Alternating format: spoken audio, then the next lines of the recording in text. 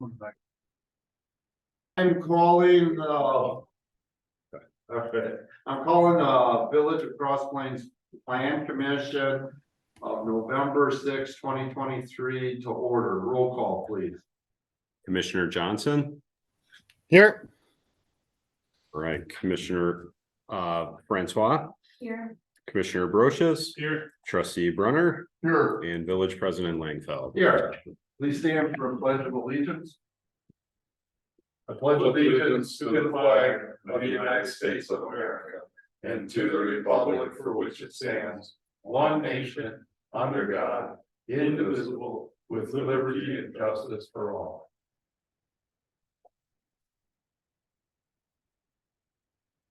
Public comment. This is an opportunity for anyone to address the Plan Commission on any issue. Please observe the time limit of 3 minutes. While the Plan Commission encourages input from residents, it may not discuss or act on any issue that is duly noticed on the agenda.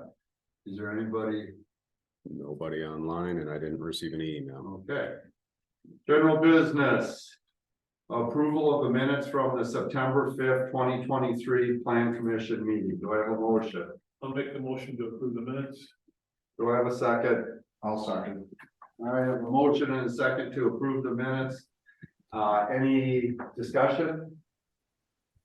All in favor, say aye. Aye. All opposed, same. So moved. Number 2, discussion, Dane County Regional Housing Authority Strategic Action Plan, Cross Plains Affordable Housing. This would be yours, Brian. Okay, yes, so as the memo outlines, over the last year, I've served as the Cross Plains Community Representative on the regional housing strategy for Dane County. The work group is now breaking into an executive committee to start to do the implementation phase of some of the ideas that were shared during the last year for areas that we'd like to target. One of the tasks that they've given to those serving in that executive committee capacity is to try to see if we can get some on the ground efforts put forward to advance some of those various causes. So one of the things that I picked for Cross Plains was to kind of target affordable housing in the community.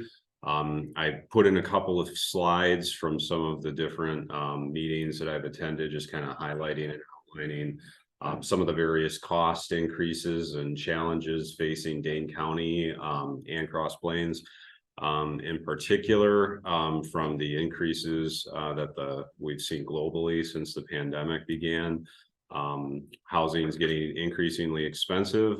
This was relayed to us through recent community events that we even had our school superintendent Dana Minogue come out and speak and let us know that their enrollment is being impacted by housing costs related to home owners and with children being able to buy into the communities. So I thought this would be a good opportunity to just bring this forward and see if the Plan Commission can help look into and do some research, much like we've done with the water system philosophy project, and just identify areas we could target for some potential affordable housing initiative and improvements around Cross Plains. Can you define what you're using as a definition for affordable housing?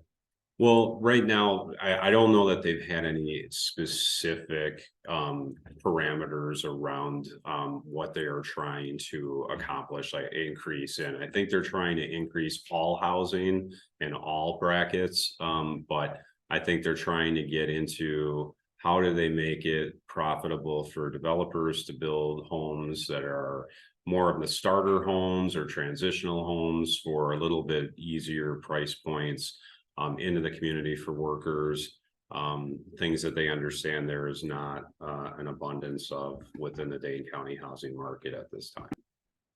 Okay, just I'm trying to focus in. That was one of our priorities for Creek Crossing. Sure. And we made the lot smaller. We made the setbacks smaller. Instead of 20 feet between the two houses, they were 14. thinking the lots would be cheaper and the houses would be smaller and they would be more affordable, but that kind of backfired on us, right?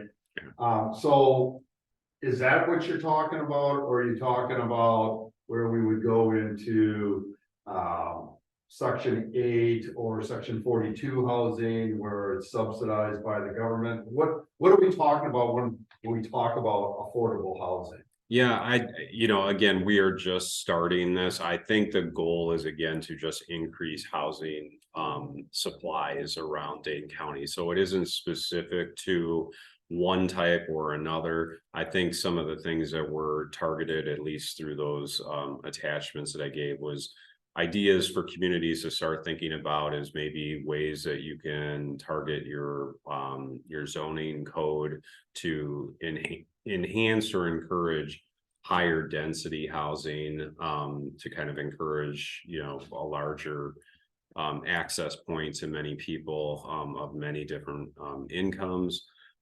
Again, we haven't specifically gone into like section 8 housing versus regular single family residences. I think it's just more of a targeted look at what you have available in your communities and thinking about ways that you could look outside and think outside the box for ways to enhance that. Sarah and then Bill. Just looking at this, it looks like the the cost of new construction is probably not the best place to try to get lower cost housing because new construction is so expensive. So perhaps some sort of incentive programs, because people that can afford new construction are probably sizing up or not their starter home. Yeah, very So true. maybe looking at how to maximize access to existing homes that are older, and they're going to be more of an access point, I think, than just looks like new construction everywhere. It's so harder to get a loan. It just doesn't seem like the right place to just put all the eggs in that basket. Okay. Bill? I agree. I would not want to have to build a home nowadays with the cost of materials and lots and all that. But one of the things that as I was going through this was, and this is probably a really common argument, and actually there's a really good map here that when here with the density of your villages and municipalities, look where the buses go. Well, right? And there's your transportation. mm-hmm. I mean, we don't have any bus service here and we're only 2,000 people, so that, and they're trying to get bus drivers is like trying to mine gold. So I think that's one of the problems that we're gonna run into with any kind of incentives, trying to get the people that need to work in Madison here and back. Yeah, and that's why the transportation is really big for if you're going into section 8 or section 42 housing. Right. You need to get them places and you need to have public transportation, but I think there's that middle ground. I'm just throwing something out, not that I just know Sun Prairie has done something similar where if a developer, like, let's just say Creek Crossing, instead of them donating space to the village, we take a lot. And then we let like Habitat for Humanity build a house there. To see, they get that, then you get somebody that is gonna build wealth that wouldn't be able to necessarily afford it, right? Because the down payment is usually the big thing to stop people from buying. So I know Sun Prairie did a whole development that way, and it was much bigger, and I think they subsidized a lot more, but we can't do that. But I was just thinking, there's probably in Creek Crossing, instead of taking some of those outlots that really don't have any value to us, except for spending money on mowing the grass, taking one of the lots, giving it to a nonprofit to get a family in there. Sarah? Well, another thing read on the national, like in national publications, it's about the impact of people buying these short-term rentals, right? So Yeah. that is taking up what could be rented by a family, and you have a lot of increased need because of families that are no longer in the nuclear traditional family. You have single parents that are both parenting children and both need, they might both have good jobs, but can't afford a 3-bedroom home. And so I think looking at the real negative impact of allowing all the, or not allowing, or the negative impact of these short-term rentals instead of those being long-term rentals. That could, a duplex that could be used by 2 families. Right, but even on top of that, we have been for quite a while doing 0 lot lines, which are basically duplexes, but you can have 2 ownership. So each person can own their own, and generally those are much more, Like a townhouse. right? yeah, they're less expensive than a home, right? Because you're only getting half the lot, half the house, and you're sharing. But the problem is with rent so high in Dane County, everybody who's building those don't want to sell them as individuals, they're renting them. And I don't know if there's something in our policy that we could, put something in there, or the development agreement, at least 1 or 2 of them have to be sold to individuals, because again, some of these are 2 and 3 bedrooms, so young families could get into it. And it would certainly be more reasonable than, the $500,000 houses that already. Or even making them like rental units where it's a year lease versus a weekend. Right. Like income property in that sense. Yeah, but the whole idea when we first did the 0 lot lines, we were hoping that, because again, in this country, wealth is built really by ownership of your home, and you can pass it down and all that good stuff. So to me, that's where we should always, I would like to focus, if we do something here, I want ownership versus, some subsidized rent, because all you're doing is keeping people, they're not getting out. So my daughter works for an organization, nonprofit out in Washington, and it's called Leo. And what they do is they get donors, and they get people to invest and buy a house for the people that are challenged, and so I love the idea of having a nonprofit come in, us donating that land instead of making it a park, put a lot on it and have a nonprofit come in and do that. I think that's a great idea. It's an idea we can look into. Yeah. I know it's gonna be small, but again, we're a small village, but I think they can then find people that have a car, transport, you know what I mean? Right. We can get to that, Doug? And this is more selfishly Cross Plains area. But I wish there was a way to encourage more single story 55 and over condos. I think it would help get some people out of a home that would again open it up to a newer family. I have older siblings. I'm getting there myself. That's ideally what I would like to do, to still be able to retire, in this community. I had some hope for the development behind my house and didn't seem to work out that way. But I don't know if there's a policy way we could encourage some of that, because I think there'd be a lot of demand for it, and I think it could open up. Boy, you would think so, and the condos in Cross Plains sell like crazy, Yeah. the ones by the middle school and the ones by Military Road. But every developer that comes in, because we tried it again with lot 56 of Creek Crossing, and they keep saying, their market saying condos, there's just no one buying condos. I can't believe that. It's hard for me to believe, but we've heard that from at least 2 or 3 people in it, that the condo market is not as strong as the rental or the single family. I'm with you on that. I don't understand it either. When I see these things get on the market for a short period of time and they're sold. Well, Sarah, Well, they're arguably quite sure they're not, it's not as hot of a market, but it's still hot enough that they would sell and be, you know, like maybe it's not lining the developer's pocket quite as nicely. But it certainly is something.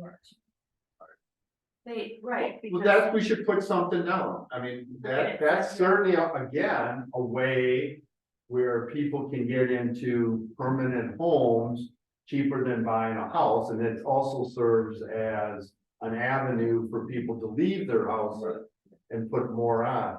I'm surrounded both across the street and next to me with older retired people. One is one person living in a beautiful Randy's old house. Yeah. And across the street, they're only there 6 months because they're in Arizona the other, and it'd be like, it'd be great if those could. Yeah, no, I think it's a good idea. That's probably something your group should Yeah. look at, or I don't know what you were looking at next steps, but I think we have some ideas here Yeah, that definitely. something we can do. I just would not be in favor of a total, if you're talking about subsidized housing as apartments and stuff, because I know you need public transportation and you need the services to support those people. If not, you run into major problems. It would be interesting to see from a 55 plus, right, like to people is happening. You know, any federal benefits for Medicare recipients, but also a lot of older people don't like the stigma of living in a 55 plus. You know, so if it could be, is there a way to have it be single level, totally accessible for anyone, you know, from a disability standpoint or mobility impaired, but not the stigma of, oh, we're, you know. Yeah, and we wouldn't have to do it. The reason you do 55 plus is they get tax credit. They get the, right, so there's. You get points on that, yeah. To make it But- so it's more like. Right. Comparable. But you're talking about a market value development, and I'm with you both. I don't understand why people aren't jumping on that, especially that lot 56, because if you did that with condos, they would be able to get a lot more than what they're doing right now, but. All right, you got some ideas there? Yeah, And then I guess, absolutely. I don't know, did you have next steps, or you're just Well, thinking it's about that? just, yeah, we're just starting the executive Okay. committee. We have another meeting yet this week, actually. So I'll know more from here and see about bringing back some ideas and updates. Yes, You sure. can tell I'm a social worker, right? Like one other thing, like in line with what Bill was saying, like, would there be an incentive to the village to like offer some of these units? For, you know, because it's limited, if it's 3 unrelated people or more, then it's like a group home, but if it's 2, you know, sometimes people, adults with disabilities, they could come. You know, have an apartment where they each have their own bedroom, and maybe they could do like an apprenticeship with the Parks Department. Or something where they get, you know, you could tie it in with ADRC for employment and like. You know, make it, Yeah. get some subsidy. No, I definitely think there's things that we could do. For sure. It's just gonna be on a smaller scale. You know, we're not Yeah. gonna be able to put up a Yeah, 80 absolutely. unit building, you We're know. not gonna be for Sun it. Prairie. Right, Yeah. yeah. Yeah, All right. great. It's pretty unbelievable, huh? The prices. It's unbelievable. Oh, it's terrible. You should see what my daughter paid for her 2-bedroom, 1 and a half bath house. She paid no garage, she paid $450, and now it's worth almost $600. Mhm. Yeah, I just- That's in Washington State. Yeah. Yeah, it's crazy. But even Black Earth, my friend who just moved across and bought a new house in Black Earth. Yeah, It's ridiculous house, that's like almost 500,000, and that's not even like the fancy school district that we have, right? I mean, Right. and but that's new construction. You know? Yeah. So true.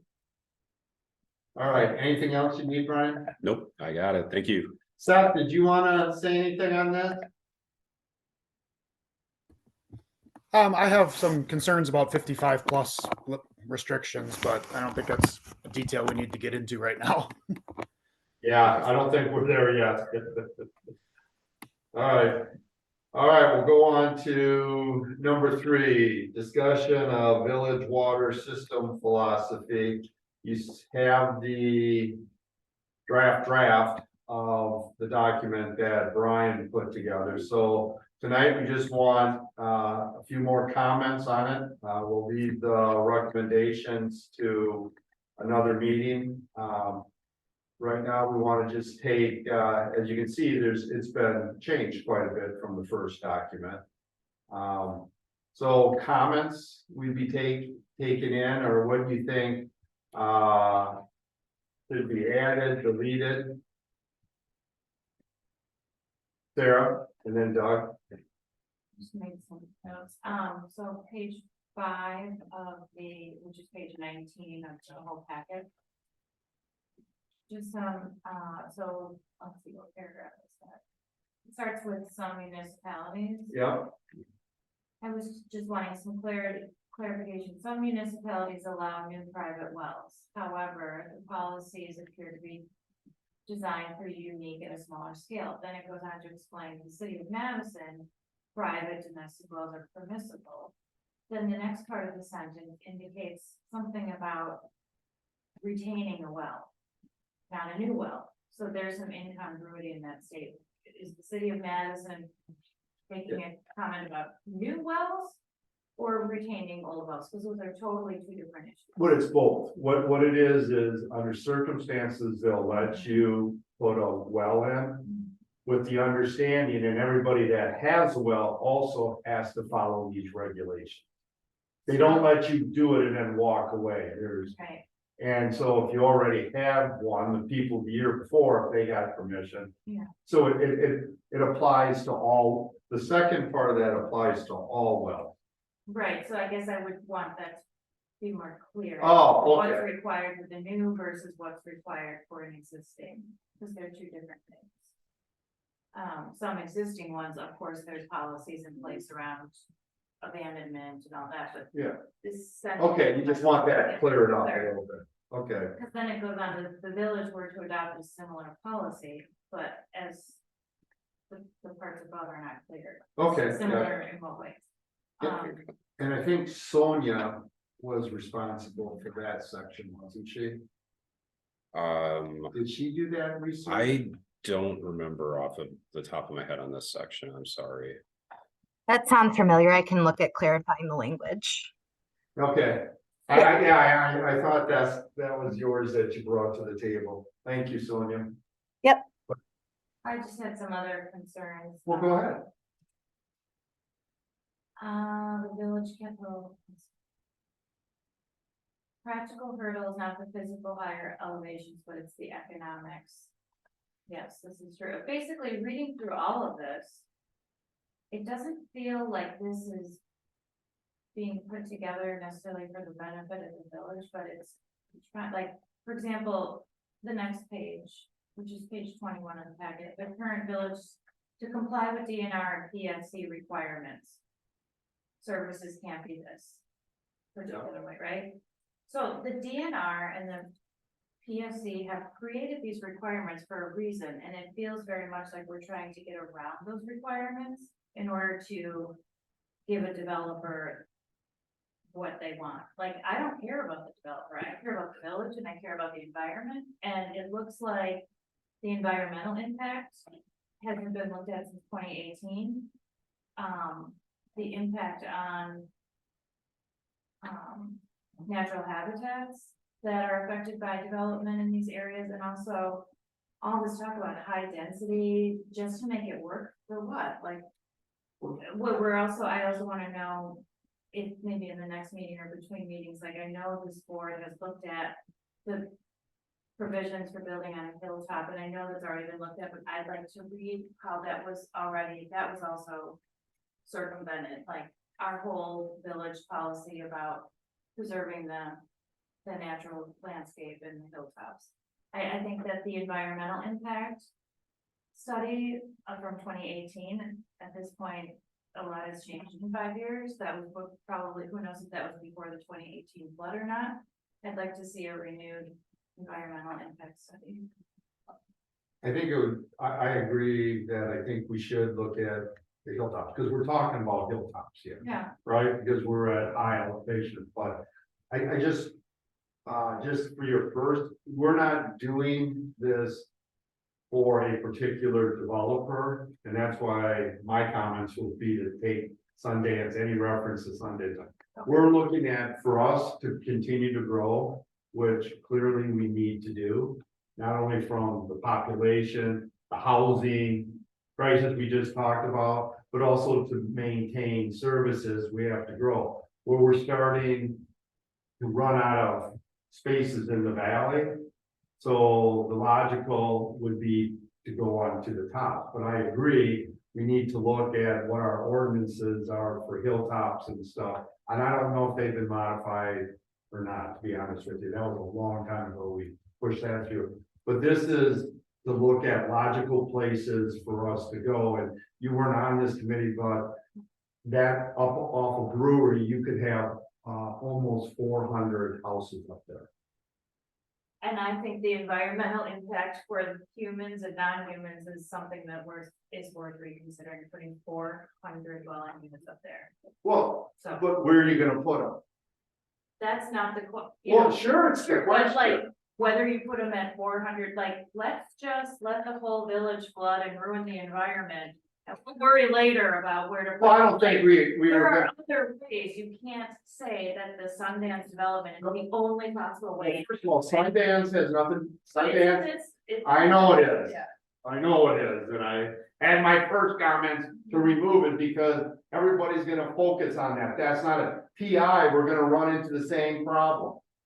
They have elevation that we have to deal with. Part of it, yeah. Oh, yeah, and we dealt with it, I don't know, Bill, if you were 2008, remember when? We had this, part of this whole discussion in 2008, because we had to deal with them, that they were gonna pay for half of the reservoir that was needed for that development and the east side of the village. So this has been talking. I know it goes way back. Yeah, it goes way back, so I'm trying to get it where we're not focused on a development. The question here is, do we want developments to go with private wells?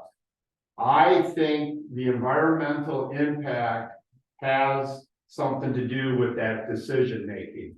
As in, how many houses we build per year, or where we build them is kind of a different question that's kind of, to me, beyond what we're focusing on here.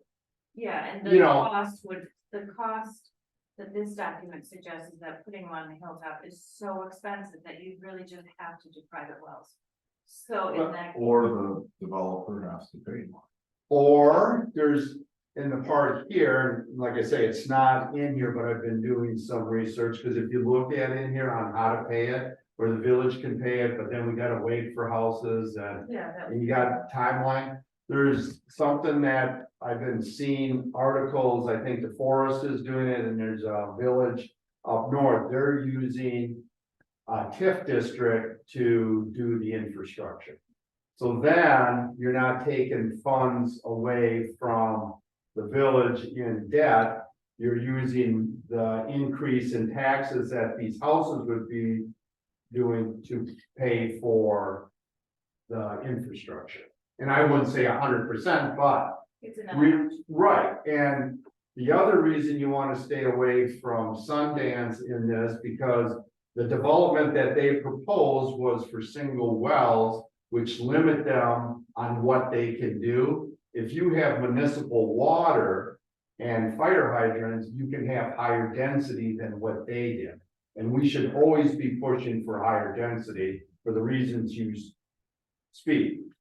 All the land we're using up, if we can get homes closer and more people on smaller pieces of land, it benefits everybody. So that's why we gotta kind of have to go away from that, but that is, to me, one of the disadvantages or the cons, one of the cons of doing wells is the density question, and that, as it's mentioned, not as a direct, but indirect in there, I think that has to be a little clearer. But your points are very, very right on spot, and that's what we have to look at, but we can't look at it as a development. It's a philosophy on what we want, because a long time ago, when I was in the nineties on a committee for business parks, one of the spots we looked at was on top of that hill of Enchanted Valley there. Come off P, you make a right, go to the top of the hill, over there was one of the spots we looked at. And that, not even our strict rules of being setback, is you really can't see the top of that from anywhere in the village. So it's been bounced around a number of times. But it's always been tied to municipal water and sewer. This is the first time that this has been brought up. And you are correct in your reading of that, that yes, the developer could do it on their own with private wells. Doug? I was gonna agree with taking some down, so I didn't like that. I think the idea of knowing the costs and the options is very good and important. One item I would like to add kind of to the history or background, I don't know how you want to do it, but I think it's relevant. I've always gotten questions on our high sewer rates, and it's a pretty easy explanation that I think should be a part of this. And I forwarded you and Brian, I meant to do it before the meeting, but I ran out of time. Just a note from Jerry. Okay, Just, and basically, long story short is what's the reason for our sewer rates being so high, and the whole reason is that the DNR will not permit us to send sewage to either Madison Metropolitan or Dane County, Iowa. And I think when you let residents know that it's for the good of the trout stream, and Jerry's got a couple good comments that are very, very clear there. It gets people very clearly of why our sewer rates are higher. I think that's a part of our decision-making process, and it's part of how much the burden is for our taxpayers. So I just sent a note. I think that would be good to have a sentence or two in the background about the inability to partner up with Madison Metro. Bill? A couple things. One is, well abandonment. And that was talked about quite a bit in the document. That's good, but what I'm concerned about is, so let's say, well, first of all, before I get to that, you said, and here there was one property that is still on well in the village. Where's that? Top of Doug's place, I don't know if he's still works, Schwartz place. We go up, off Brewery, what's that, Hilltop? Is Oh, that? yeah, okay. And if you look, go to this, cul-de-sac, you'll see this long driveway that's like. Oh, I know. I Yeah, walked it, yeah. yeah, if you go all the way to the top, you'll see a house up there. Oh, okay. And that's in village property? That's in village? That was the deal, he owned this and Okay, kind of a sweetheart. Deal. okay. All right, so if he was then to abandon his well and decide, let's say we get a reservoir that can, facilitate him, or he sells a place and someone does it, right? Well, for where he's at, it'll be almost, it won't have anything to do with this, we can't run it up there. That It's would too be, high. yeah, Right. well, too high and it's too long Oh, sure, but I guess for an individual. to take. what I'm trying to get to is, Yeah. if a homeowner has a private well, and they abandon that well, it would be up to the homeowner to resolve that, but if they don't resolve that, then is it up to the village? No, I think we have an ordinance on that, I'd have, because, a number of the properties along Main Street had wells, and you kind of talk about the creamery and stuff. Yeah, And I think we have an ordinance, or there's a state statute that has requirements on what you have to do to, to close out a well. okay, Is it an ordinance? It's like a state, and There's- there's even like compensation, the state will help you Yeah, to get rid of it. yeah, there might be compensation, but there's a force thing, is that what so if they wouldn't do it, if it's part of our zoning code, we would do it and then put a lien on their property. okay, that's what I wanted to make sure is that, because there's no winning this fight. I don't think there's too many there's too many conflicting ideas of what's good and, you know, what's useful and what's not, and Well, no, I don't think we'll get consensus, but I'm hoping we can get a large majority. right, so, I mean, I am, if we put in, well, this is what Jerry told us several years ago, that if we put a well in over on the south side of town, or on the West side. West East side. side. east side of town. Well, not on the east side, but over on the north side. Whatever, if we put another water storage facility. Yeah, a reservoir. Right. He would have to hire another person full-time to be able just to manage that. That's, I don't know if that's Jerry. Yeah, all I know is the bottom line is, no matter what we decide here, the village is getting to the point where we're going to probably have to put another reservoir for the village anyway. Eventually, right, Because, and Kevin remembers that when we were doing well 3, we had a long discussion if we should do an impact fee to cover a reservoir. right, The reason we didn't was within 8 years, we would have to start building it because people have paid in and you have a 10-year window for impact fees to get the work done. So we chose at the time to wait because we didn't want to get tied. But that was now going on close to 3 years, so we're probably within 5 to 7 years of making a major investment in another reservoir anyways. No matter what happened. And 2008, that was our ticket at that time to have half of it paid for on the PI property, but that obviously, as you know, fell through. right. So how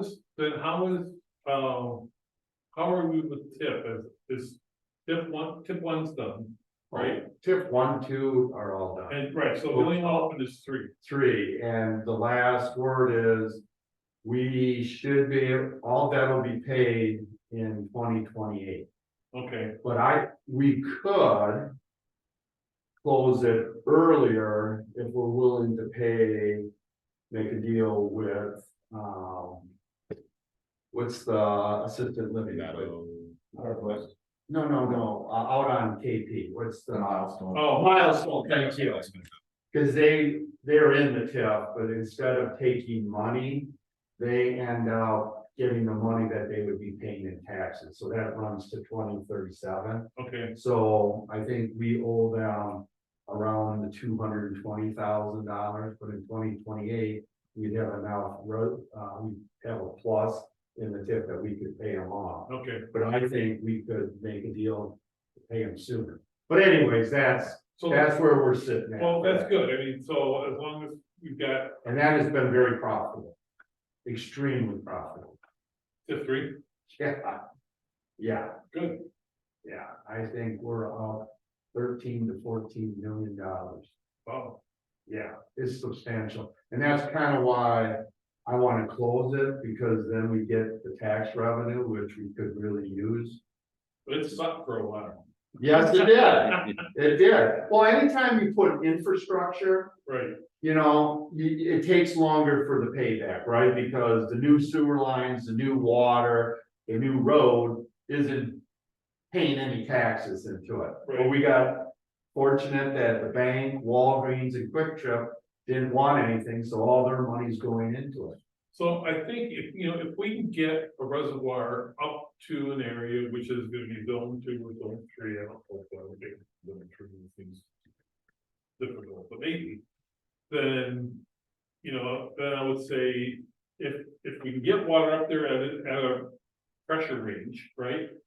Then that's what the mandate should be, if we can't, then we let them go to private wells, I mean, that's my thought process. Yeah, the only, and again, I don't want to talk about a development. I'm but not there's- talking about any Yeah, development. the only thing is if you allow one, you're gonna have to allow all of them.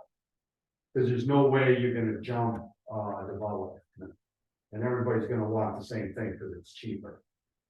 So you're talking about potentially hundreds of houses on wells. I'm just throwing you out, once you go down that road, it's hard to bring back. Right, but let's say 80% of the homes are within the water pressure range of whatever reservoir we have out there and 20. Oh, you're saying, oh, I see what you're saying, I see what you're saying. I thought you were saying we don't do anything and No, just let everything go. no, Oh, I see what you're saying, yeah, I guess that one we could look into, I don't know how that would work or not. I don't know how many of the houses are in what range. I know it's 1,040 is the key number, for elevation, yeah. yeah. But Yeah. until we get a reservoir that can get up there, right? Well, no, there's the, what you saw in there, the The booster. booster, yeah, those are expensive too. Yeah, but. There's, what.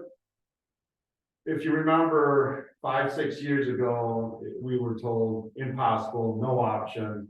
Well, now there's options. So you know what I'm saying? Okay. So I think there's more and more to look at, and I'll tell you when, and one of my comments, I think. The safety part of it, what you have in here for the chief, if you talk to the fire chief, he's totally opposed. I mean, fighting a fire without fire hydrants is a much more difficult task. And when you talk to him, like the fire that's on Gill's Way, if there wasn't fire hydrants, he's clearly saying we would have lost the house, both houses next to it. And he says, you have something like Creek Crossing, where they're even closer, Right, without hydrants, you're gonna lose all the way across. That's why his recommendations, if we go ahead with this, they have to be much farther apart. The roads have to be different because you gotta haul in water. I thought that was a good recommendation. Huh? I thought that was good. Made sense to me. Yeah, but like, if you do that, then you're even having less density, right? So, I mean, these are all things we wanna talk, and I don't wanna make a call right now until we have all the information. I think there were some good ideas here that we need to get added to this. I think it's very, good suggestions, and you've got them down, I saw you taking notes, right? So you're comfortable in knowing what Yep. we need to add to it? Yep. Kevin, did you have anything that you wanted, Yeah, my apologies for coming, Yeah. coming late, I spaced it actually. Be honest, I was making dinner and sat down and like, oh. Yeah, anyway, so, I think you answered the big one that I had, which was sort of density dependence on. Something with wells, if we decide to go with wells, how is it different than a township development and different than a village development, and. The density is where I was concerned about, and I think you just addressed that here in front of me. My other questions are a little bit more nuanced, and I'll take and handle those a okay. little bit later. Hey Seth, do you have something you'd like to add?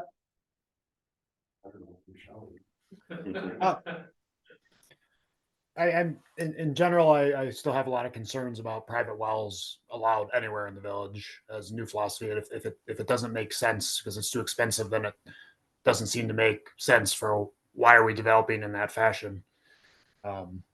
So specifics as far as the report goes, nothing really to add. But it's going to take a lot of convincing for me to support really almost any scenario where private wells would be desirable. Okay. All right, well, let's just hold that until we have a good, solid report, and as you can see, the last part of this is recommendations that. Once we get the whole report done and, at the level that we think it's, a finished product, then we can probably fill that in. Sonia, would you like to add anything? This is all good notes and background. I don't have anything to add right at the moment. Thanks. Yeah. Brian, you? I don't at this time. All right, so here's, I think we'll try to get the information that you guys are looking for added to this. And then we can, bring it back. I don't know if we'll have a December meeting or not. I don't know, we'll see how if there's anything else on it, unless you guys wanna meet just on this, or. I don't have a problem bringing it into the January meeting, if need be. Would it be the first Monday or Sunday? Yeah, I will probably be eligible. okay, that would be the fourth, I believe. For December. Yeah. I'm pretty sure it falls, that's my birthday, so. Yeah, And January would be the first, so I assume. oh, We we would probably, be the eighth. yeah, that would probably, I won't be here. Alright, The 8th of January is good. Middleton. it's what? It's a good Middleton. Oh, Oh, yeah. All right, does that sound good to everybody? so no December meeting then? No, I don't think, it's gonna be hard to, the only reason I say with Thanksgiving coming up. It's gonna be hard to get all this information in this time period, deer hunting's there. There's just a lot going on right now. All right, very good. Do I have a motion for adjournment? So moved. Do I have a second? Second.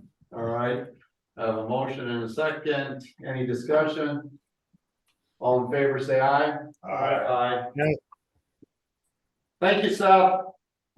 All right, glad I could join. Thank you, Sonia. Thank you. Yep, good night. All right, Good night. What?